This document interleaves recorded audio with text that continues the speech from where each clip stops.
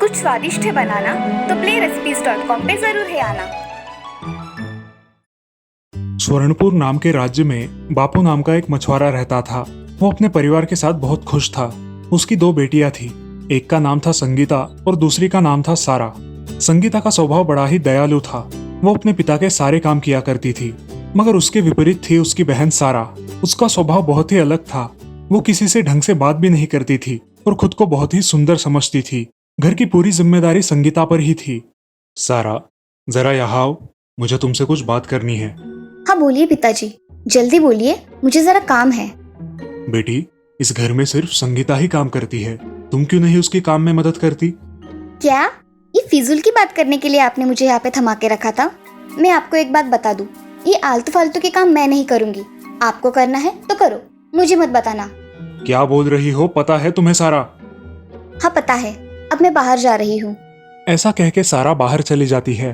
बापू को उसके बर्ताव का बहुत बुरा लगता है। वो अपने काम पर निकल जाते हैं। ऐसे ही बहुत दिन बीत जाते हैं, मगर उसके स्वभाव में कोई भी परिवर्तन नहीं आता। एक दिन उसके पिताजी बहुत बीमार हो जाते हैं और बिस्तर पकड़ लेते हैं। अब उनकी देखभाल संगीता ही करती है। बदकिस्मती से उसके पिताजी कुछ दिनों बाद गुजर जाते हैं। अब उनके घर में कमाई का कोई जरिया नहीं रहता। संगीता और सारा के खाने के भी लाले पड़ते हैं।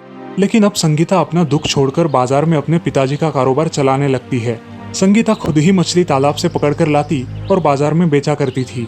लेकिन इस काम के बारे में उसे ज्यादा कुछ पता ना होने के कारण उसे बहुत परेशानी हो रही थी। लेकिन फिर भी वो बहुत मेहनत किया करती थी। उन दोनों का घर का गुजारा होना बहुत मुश्किल हो रहा था। ऐसे ही एक दिन संगीता ने सारा से कहा, अरे सारा, मुझे ये मछली पकड़ने के काम में तुम्हारी मदद लगेगी। मुझे अकेले से नहीं हो पाएगा, क्या तुम मेरी मदद करोगी? मैंने तुम्हें कितनी बार बताया है, मुझे काम मत बताया करो। मैं तुम्हारा कोई भी काम नहीं करूंगी। तुम्हें करना है तो करो। अगर ऐसा ही रहा तो मैं क्या करूंगी? मुझे अकेले से नहीं हो पाएगा ये सब। मैं क्या करूं? ऐसा कह के संगीता बहुत उदास हो जाती है और रोने लगती है। ये सारे लोग ऐसा समझते हैं कि मेरा जन्म काम करने के लिए हुआ है, मगर मुझे तो कोई राजकुमार लेके जाएगा और तब यही लोग मेरे हाथ पांव जोड़ेंगे। ऐसा कह के सारा अपनी खूबसूरती निहारती रहती है और खुद को बहुत महान समझने लगती है। ऐसे ही एक दिन संगीता मछलियां पकड़ने के लिए तालाब पर जाती है। बारिश होने के कारण संगीता तालाब पर जाते जाते भीग जाती है और अब ठंडी के कारण मछलियां पकड़ने में सक्षम नहीं होती। जैसे तैसे वो थोड़ी बहुत मछलियां पकड़कर उन्हें गांव में जाकर बेचती है। मछलियां बेचकर वो घर चली जाती है। उसे तेज बुखार चढ़ जाता है और वो लेट जाती है। तबीयत ठीक न होने के कारण वो खाना नहीं बना पाती। तभी सारा उसके पास आती है और बोलती है, ए संगीता, आज क्या हुआ है तुम्हें? खाना क्यों नहीं बनाया तुमने? सारा, मुझे ठीक नहीं लग रहा, इसीलिए मैंने खाना नहीं बनाया। आज के दिन तुम ही खाना बना दो। तुम क्या मुझे मूर्ख समझती हो? मैं खाना वाना नहीं बनाऊंगी। घर में कुछ फल है वो खा लूंगी, तुम तुम्हारा देख लो। अरे ऐसा मत करो सारा, कुछ तो बना दो। ऐसा कह के सारा कुछ फल खा लेती है और संगीता अकेले ही भूखी सो जाती है। अगले दिन संगीता की हालत भूख के मारे बहुत खराब हो जाती है, मगर सारा उसकी तरफ ध्यान न देकर बाहर चली जाती है। अब संगीता लड़खड़ाते हुए उठती है और मटके में से पानी पीती है और उसी हालत में मछली पकड़ने तालाब पर जाती है। वहां जाकर अपने पिताजी की याद में वो रोने लगती है। तभी उसे किसी की आवाज सुनाई देती है, संगीता, संगीता, मैं हूँ। कौन है? संगीता, मैं हूँ, तालाब। तुमने मुझे देखा नहीं, मगर मैं तुम्हें हर रोज देखता हूँ। क्या हुआ है, आज इतना रो रही हो? क्या तुम बोल सकते हो? हाँ, मैं बोल सकता हूँ। मैं एक जादुई तालाब हूँ। क्या करूँ तालाब, ये गरीबी और मेरे बहन के स्वभाव के कारण मैं उब गई हूँ। संगीता अपनी सारी कहानी तालाब को सुनाती है। अब तालाब भी उसकी कहानी सुनकर सुन्न हो जाता है। उसकी हर रोज की मेहनत भी वो देख रहा था, इसलिए उस तालाब को उसकी दया आ जाती है और वो उसकी मदद करने के बारे में सोचता है। अब तो ऐसे लगता है कि मेरे जीवन में कुछ शेष ही नहीं है, जीने की इच्छा ही नहीं है। जो होगा वो देखा जाएगा। संगीता, इस पानी को हाथ में लेकर तुम्हें जो चाहिए वो मांग लो, तुम्हें सब मिल जाएगा। हे जादुई तालाब, मुझे और मेरी बहन के लिए साल भर का अनाज चाहिए। क्या तुम मेरी ये इच्छा पूरी कर सकते हो? संगीता, तुम्हारी ये इच्छा पूरी हो गई है। तुम्हारे घर पे साल भर का अनाज पहुंच गया है। अब तुम्हें और क्या चाहिए संगीता? मुझे और कुछ नहीं चाहिए जादुई तालाब। तुम हर रोज सिर्फ मुझसे ऐसे ही बातें किया करना, जिससे मुझे दोस्त मिल जाएगा अपना सुख दुख बांटने के लिए। ठीक है संगीता। अब संगीता घर चली जाती है और देखती है तो उनके घर में ढेर सारा अनाज होता है। अनाज देखकर संगीता बहुत खुश हो जाती है और उस अनाज से कुछ खाना बना के खा लेती है। तभी सारा घर आती है। संगीता, ये सारा अनाज कहाँ से लाया है तुमने? जमा किए हुए पैसों से लेके आई हो क्या? संगीता अब चुपचाप खड़ी रहती है और उसकी बात को अनसुना कर देती है। अब सारा को बहुत गुस्सा आ जाता है। नहीं बताना है तो मत बताओ, मुझे क्या। सारा बड़े गुस्से से वहां से चली जाती है। सारा का ये बर्ताव देखकर संगीता बड़ी चिंतित होती है। अगले दिन संगीता तालाब के पास चली जाती है। बोलो संगीता, क्या हुआ है?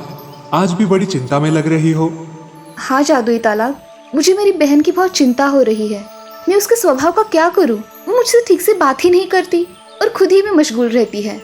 हाँ, पता है तुम्हारी बहन का स्वभाव। तुम ऐसा करो, तुम उससे झगड़ा करके अलग घर में रहने के लिए जाओ, जिससे उसे तुम्हारी कीमत पता चले। मगर मेरे पास दूसरा घर नहीं है जिसमें मैं जाके रह सकूं। तुम जब घर पहुंचोगी तब तुम्हें तुम्हारा नया घर तुम्हारे पुराने वाले घर के पास ही मिल जाएगा। उसमें सारी सुख सुविधाएं भी होंगी, जिससे तुम आराम से जीवन व्यतीत कर सकोगी। धन्यवाद तालाब। अब संगीता घर जाने के लिए निकलती है। घर पहुंचकर देखती है तो उसके घर के पास एक बहुत बड़ा आलीशान घर होता है। उस घर को देख संगीता बहुत खुश हो जाती है।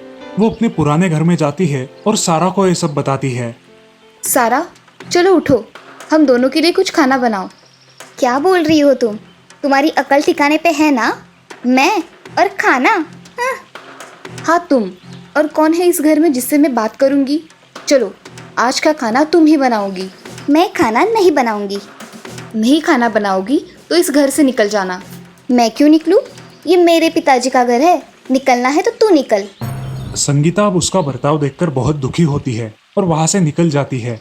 वो अपने नए घर में रहने के लिए जाती है। अब सारा अकेले ही उस घर में रहने लगती है, मगर उसे खाना बनाना ना आने के कारण उसके खाने के लाले पड़ते हैं। अब वो उदास रहने लगती है। संगीता सारा पर नजर रखे हुए थी। एक दिन संगीता खिड़की से झांक कर देखती है तो उसे सारा एक बेड पर सोई दिखाई देती है। संगीता को लगता है कि उसकी तबीयत ठीक नहीं है, इसलिए वो जल्दबाजी में तालाब के पास चली जाती है। हे जादुई तालाब, क्या मैं मेरी बहन से मिल सकती हूँ? उसकी तबीयत खराब है, ऐसा मुझे लग रहा है। संगीता, कल तक रुक जाओ, बाद में देखो तुम्हारी बहन का स्वभाव कैसे बदल जाता है। ठीक है तालाब, तुम मेरे सच्चे दोस्त हो, जो कठिन परिस्थितियों में भी मेरे साथ हो। दोस्त बोला है तो इतना तो करना ही पड़ेगा। अब संगीता वहां से चली जाती है और अगले दिन का बेसब्री से इंतजार करती है। अगले दिन सारा जल्द ही उठकर घर का काम करते हुए दिखाई देती है। ये देखकर संगीता सोच में पड़ती है। ऐसा कैसे हुआ? संगीता अपने बगीचे में टहलने जाती है। अचानक उसे देख सारा भागती हुई आती है और संगीता, मुझे माफ कर दो। मैंने तुम्हारे साथ बहुत बुरा बर्ताव किया है, मुझे माफ कर दो ना। सारा, मैंने तुम्हें कब का माफ कर दिया है। तुम मुझे मिल गई हो, बस मुझे और कुछ नहीं चाहिए। संगीता, तुम अब कहाँ रह रही हो? मैंने तुम्हारे साथ बहुत बुरा व्यवहार किया है। अब तुम चलो अपने घर, मुझे तुम्हारी बहुत ज़रूरत है। चलो सारा, तुम्हें एक नया घर दिखाती हूँ, जिसे देख तुम बहुत खुश हो जाओगी। अब संगीता उसे अपने नए घर में लेकर जाती है। सारा वो घर देखती ही रह जाती है। ये इतना आलीशान घर तुम्हारे पास कैसे आया? ये घर मुझे भगवान की कृपा से मिला है। अब तुम भी इस घर में रह सकती हो, क्योंकि तुम मेरी बहन हो।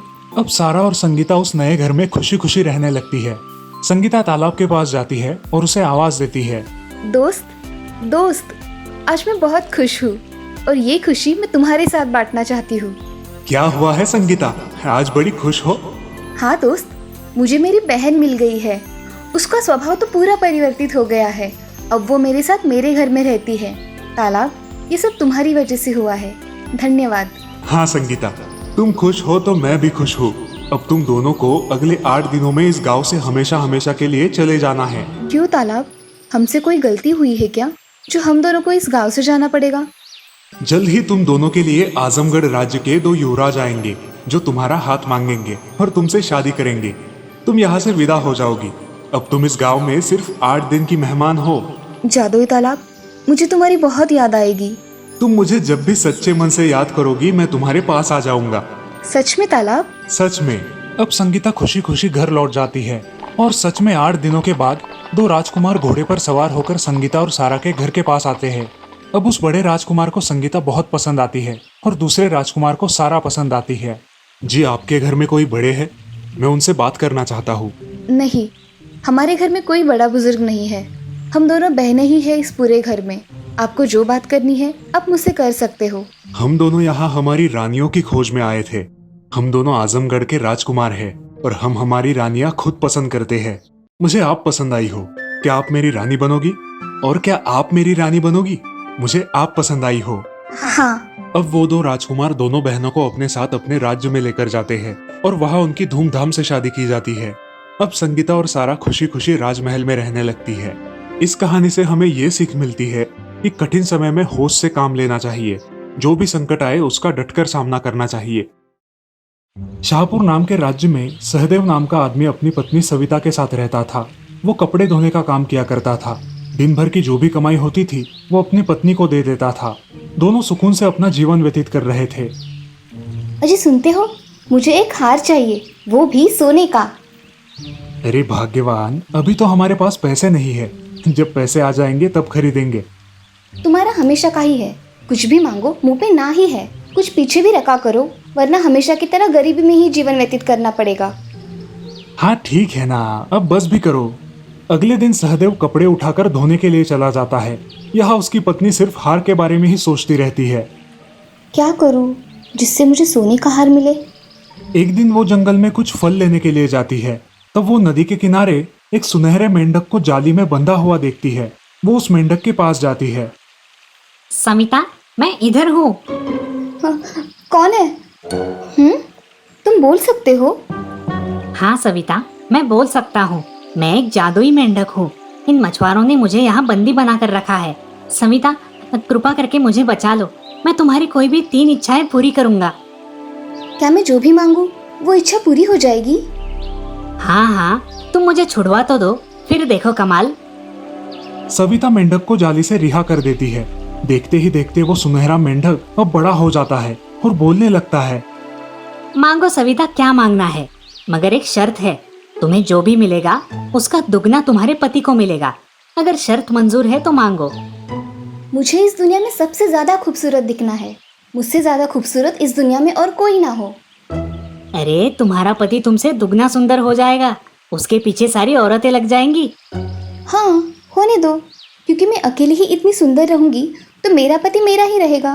वो किसी और को क्यों देखेगा? उसकी तेज अकल देख मेंढक खुश हो जाता है। ठीक है, तथास्तु। ऐसा कहते ही सविता बहुत सुंदर और रूपवान औरत बन जाती है तो उसका पति दुगना सुंदर बन जाता है। मेंढक बोलता है, अब तुम खुश हो? हाँ, बहुत खुश हूँ। अब तुम्हारी दूसरी शर्त बताओ, मैं वो भी पूरी कर दूंगा। अब मेरी दूसरी शर्त है कि मैं इस दुनिया की सबसे अमीर औरत बन जाऊं। फिर से बोल रहा हूँ, तुमसे ज्यादा अमीर तुम्हारा पति बन जाएगा। जो भी मेरा है वो उनका है और जो उनका है वो मेरा है, तो आप उसकी चिंता मत करो। तथास्तु। सविता अब बहुत अमीर बन गई थी और उसका पति उससे दुगना अमीर बन गया था। अब खुश हो तुम? हाँ सुनहरे मेंढक, मैं बहुत खुश हूँ। अब तुम्हारी तीसरी शर्त मांग लो। सोच समझ कर मांगना। अब ये तीसरी और आखिरी शर्त है। मैं चाहती हूँ कि मेरे जीवन में मुझे एक ऐसा हीरा मिले जो कि सिर्फ मेरा हो, वो मेरे पति को ना मिले। ऐसा तो नहीं हो सकता कि तुम्हें मिले और तुम्हारे पति को ना मिले। तुम कोई दूसरा वरदान मांग लो। तो ठीक है, आपको मैं जब भी पुकारूं आप मेरे सामने आ जाना। ठीक है, तथास्तु। सविता अब घर चली जाती है और अपने घर को बहुत बड़े घर में परिवर्तित देख खुश हो जाती है। अब उसका पति भी इतना सुंदर हो गया था कि वो उसे देखती ही रह गई। अरे ये सब कैसे हुआ? हम ऐसे इतने जल्दी अमीर कैसे हो गए? और मैं इतना सुंदर कैसे बन गया? सविता ने जंगल में हुआ पूरा किस्सा अपने पति को बताया, लेकिन उसकी तीसरी शर्त के बारे में कुछ नहीं बताया। अब वे दोनों खुशी खुशी रहने लगे। उन्हें किसी भी चीज की कोई जरूरत नहीं थी। वो गरीब लोगों की मदद करने लगे, लेकिन उनके जीवन में एक समस्या थी। उन्हें अब तक कोई संतान नहीं थी, इसलिए वे दोनों उदास रहते थे। ऐसे ही एक दिन, जादुई मेंढक, अब कहाँ हो? मुझे आपसे बात करनी है। तभी वो जादुई मेंढक वहां प्रकट हो जाता है। बोलो सविता, क्या बात है? तुमने मुझे बुलाया? हाँ, हे जादुई मेंढक, मेरे पास तुम्हारा दिया सब कुछ है। मगर हम दोनों को कोई संतान नहीं है। मैं चाहती हूँ कि आप हमें एक संतान दिला दे। लेकिन सविता, तुमने तुम्हारे तीनों वरदान खत्म कर दिए हैं। अब मैं तुम्हारी कोई सहायता नहीं कर सकता। नहीं नहीं जादुई मेंढक, ऐसा मत कहो। चाहो तो मेरे तीनों वरदान वापस ले लो, बस हम दोनों को एक संतान दे दो। मैं तुमसे हाथ जोड़ती हूँ। सविता, हमें अपने जीवन में आवश्यक चीजों की ही मांग करनी चाहिए। क्योंकि तुमने मेरी जान बचाई थी, सिर्फ इसीलिए मैं तुम्हारी ये इच्छा पूरी करने जा रहा हूँ। लेकिन अपनी इस गलती को दोबारा मत दोहराना। तुम्हें इस साल भर में ही पुत्र की प्राप्ति होगी। वो बहुत तेजस्वी और होनहार होगा। तथास्तु। सविता को अपनी गलती का एहसास हो जाता है। मेंढक का दिया आशीर्वाद सच हो जाता है। साल भर में ही सविता को पुत्र प्राप्ति होती है और उनके जीवन में खुशियां ही खुशियां भर जाती है। इस कहानी से हमें ये सीख मिलती है कि हमें जिंदगी में सही चीजों का चुनाव करना चाहिए। लालच में आकर हासिल की हुई चीजों का ज्यादा मूल्य नहीं होता। काशी नाम के एक गांव में राजू नाम का एक आदमी होटल में काम किया करता था। वो हर प्रकार के व्यंजन अच्छे से बना लेता था। खास करके वो बिरयानी और बिरयानी के सारे प्रकार बहुत अच्छे से बनाता था। राजू के हाथों में जैसे जादू ही था। सभी लोगों को राजू के हाथ की बनाई बिरयानी बहुत पसंद थी। उस होटल का मालिक चंदन बहुत ही लालची और शातिर था। वो अपनी मीठी मीठी बातों से दूसरों को फंसाता और पैसे ऐंठता था। उसका होटल अब बहुत अच्छी तरह से चलने लगा था। इसकी वजह से चंदन राजू पर बहुत खुश था। ग्राहकों की ज्यादा बिरयानी की मांग देखकर चंदन राजू को ज्यादा बिरयानी बनवाने को बोलता और राजू से बहुत ज्यादा काम करवाता था।